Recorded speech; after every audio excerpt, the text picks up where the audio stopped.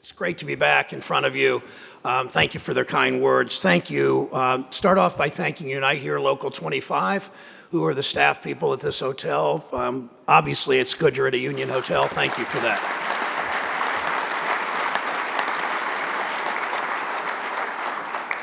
I just spoke to Ohio firefighters a moment ago. 25 or 30 of us met, had a good conversation with Mike Taylor in Steubenville and with Gay Jordan in Dayton, talking about some of the issues that not just the attacks on worker rights coming from the federal government too often, state governments in far too many states, but also what's happening to local governments and everything from two-tiered kinds of contract proposals to cuts in local government funding, to layoffs, to all the things as we finally are seeing the private sector grow in this country, manufacturing jobs.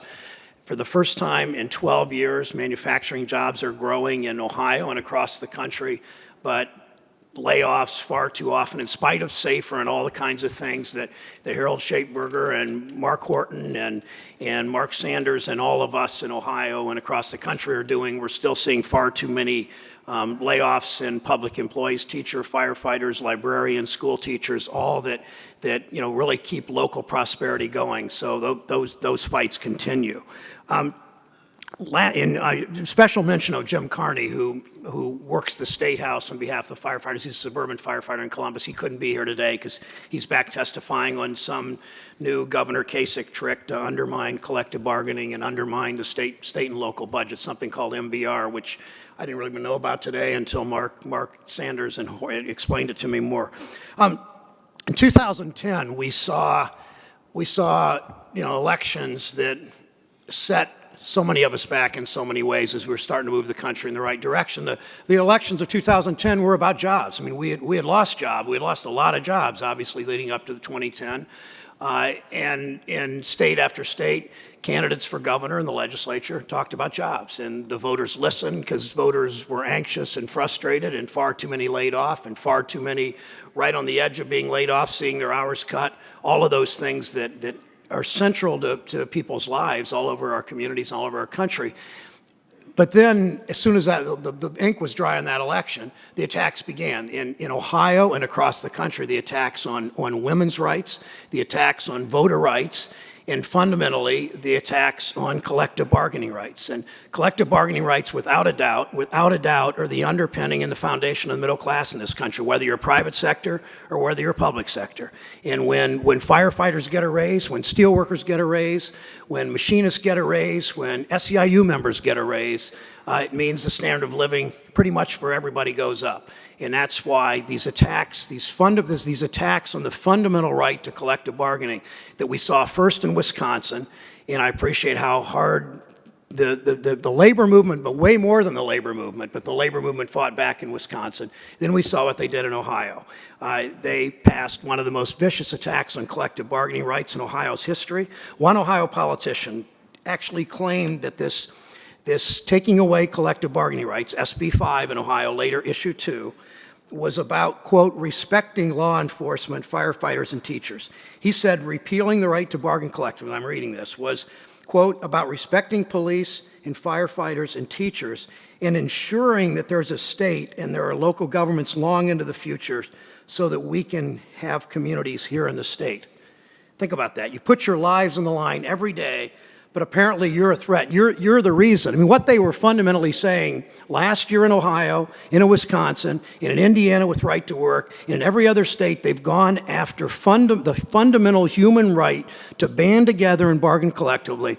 What they're basically saying is it was you as firefighters, it was cops, it was teachers, it was librarians, it was mental health counselors, it was state workers, it was nurses who caused Wall Street collapse. It was really your fault that happened, not the fault of greed on Wall Street, not the fault of inept executives at some of the auto companies, not the fault of these bankers that paid themselves huge bonuses, and these brilliant kids out of Princeton that figured out to invent new derivatives and securitizations and all that undermined. It was really the fault of middle-class auto workers, steel workers, firefighters, police officers. And that's why that fight in Ohio was so very, very important, because the fight in Ohio, as we were talking about a minute ago, the fight in Ohio was joined, it wasn't just public employees, of course, that fought back in Ohio.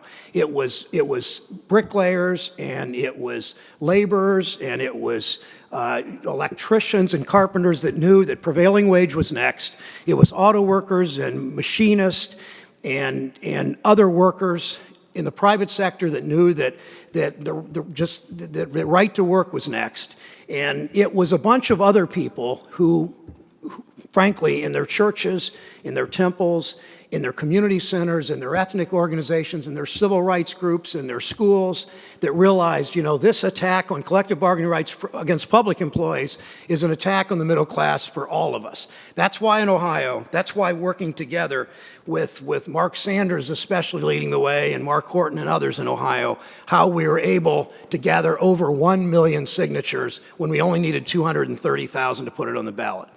And the great story around that is when they brought those signatures to the Secretary of State's office, understanding that some people thought we couldn't do any of this, that we couldn't succeed at all. I mean, I know that Harold knew we could, and I know that Tommy and others up here, and I knew that Ohio firefighters knew we could succeed, but a whole lot of people didn't think we could. But they brought these 1.3 million signatures to Columbus.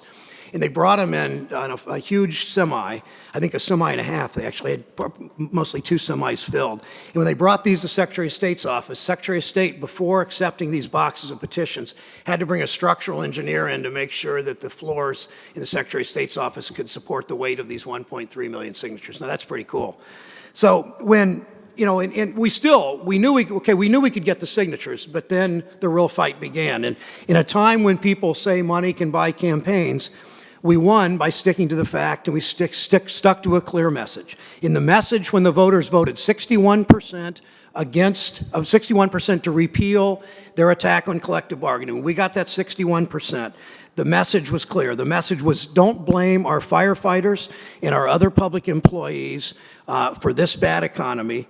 Don't undermine the safety of our communities, the education of our schools, the basic functions of our local government, and don't take our rights as workers away.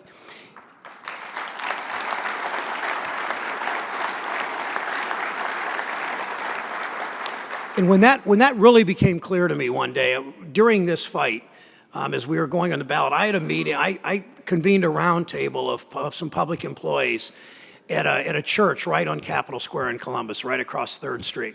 And I heard a teacher say, when I go to the bargaining table, a young teacher in a suburban school in Columbus say, when I go to the bargaining table, I don't just bargain wages and benefits for my employees. I do that, but I also bargain for smaller class size so we can teach our kids better.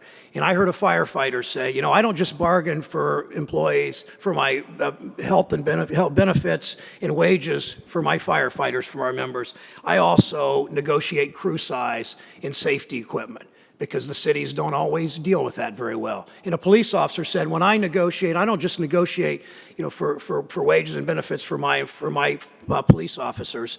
I also negotiate on safety vests. And a nurse said, I don't just negotiate for better wages for my members. I also negotiate patient-nurse ratios.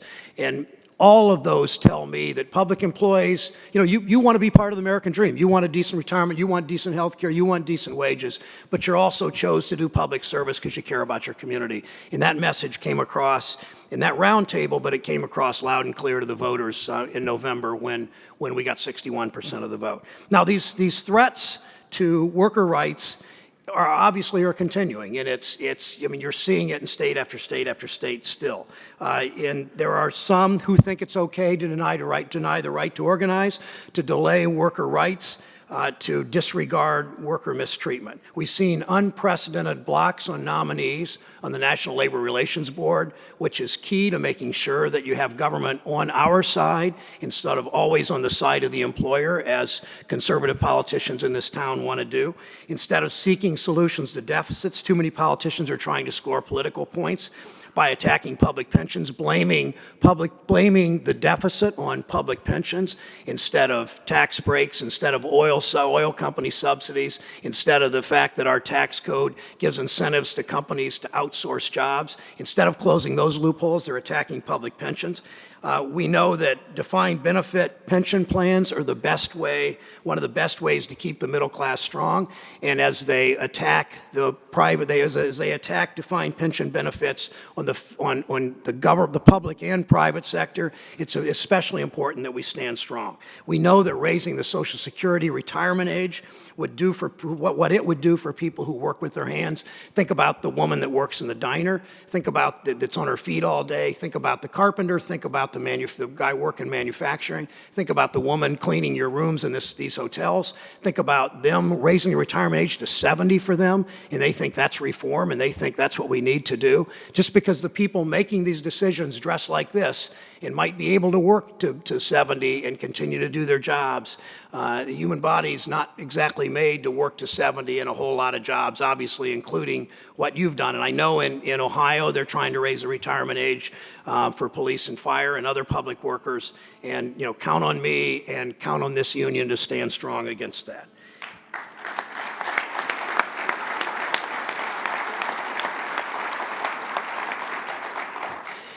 And what they don't get in this fight, number one, they don't get the public sentiments against them when they go after unions.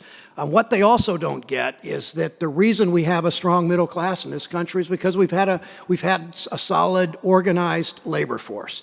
I wear on my lapel a pen that was given to me. It's a depiction of a canary in a bird cage. It was given to me at a Workers' Memorial Day rally in Lorain, Ohio, maybe a dozen years ago. The story of the mine worker taking the canary down in the mines. And the mine worker 100 years ago, the mine worker knew if he didn't get out of the mines, if the canary died, he knew he was on his own. He had no union 100 years ago strong enough to protect him. And he knew he had no government that cared enough to protect him. And you look at what's happened in the last 100 years in this country.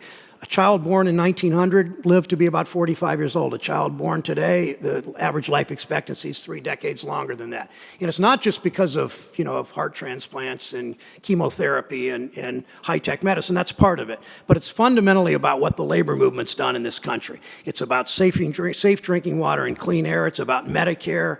It's about seat belts. It's about Social Security. It's about protections for labor. It's about collective bargaining. It's about minimum wage. It's about all the things that the labor movement has fought for. And when the labor movement wins on creating Social Security and creating Medicare and in a higher minimum wage and workers' compensation and mine safety, when the labor movement wins, the entire country wins because the middle class is strengthened, the middle class grows, there's more prosperity for everybody. It's spread around in a way that a whole lot more people can join the middle class. And that's the message as you go around office to office and meet with congressmen today, meet with House members and senators. Tell them your story. Tell them what this means to you. Tell them your stories as firefighters. Tell them your stories, what you do as EMTs. Tell them your stories about why this matters in your community, why collective bargaining rights matters. And it's individual stories that senators and House members will listen to.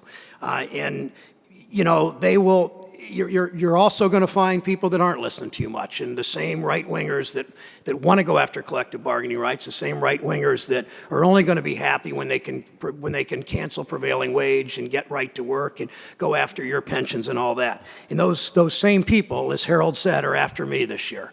I'm up for re-election in Ohio. It's a tough state. They have spent, as Sherrod said, they spent $5 million. It's mostly the oil companies, and we're not sure who because they don't have to disclose who it is, but we can guess it's the same anti-union forces that have come after me and people that think like me and come after you and people that think like you. And that $5 million, as I said, is more than any state in the country. My opponent is exactly on the wrong side. He's John Kasich's guy in Columbus. He's hostile to the auto rescue. He was hostile to collective bargaining rights, and it will be the kind of clear choice election that I think the voters will respond to. So I'm counting on you. I know you can't anything close to match the money, nor can I, the kind of money they're raising, but you showed on issue 2 with the kind of grassroots efforts that you could make all the difference in the world. 100 years later, after the canary went in the mines, that anti-union sentiment is again rising, and it's worse than I've ever seen in my time in public office. These threats to working rights, workers' rights remain real, but I think as Ohio showed last November, it's way more than just about dollars. It's about the kind of community organizing and the activism, the labor activism that you in the labor movement shows. It's what the IAF stands for, to be the voice of the firefighter, to be the protector of the protector. And that's, it's about gratitude, it's about respect. I'm so grateful for the work you do in Ohio. I'm so grateful for the work you do around the country. I know many of you helped in our Ohio effort last year, and winning in Ohio and fighting back in all these states will help us all. So I thank you, and I want to bring Mark Horton and Mark Sanders up before I leave the stage, if they would come up for a presentation.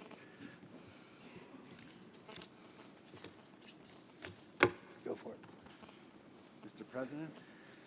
Mr. President, thank you for your indulgence, and members of this body.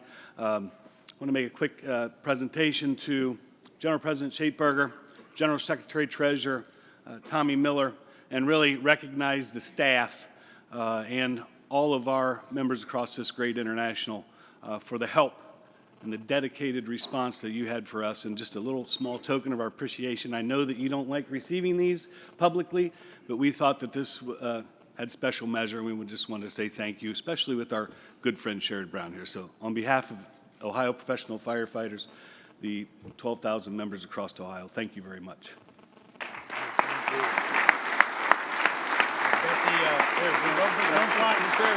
That's the yard sign. Yeah, that's your yard sign. That's the executive board. That's great. All right. Let's go this way.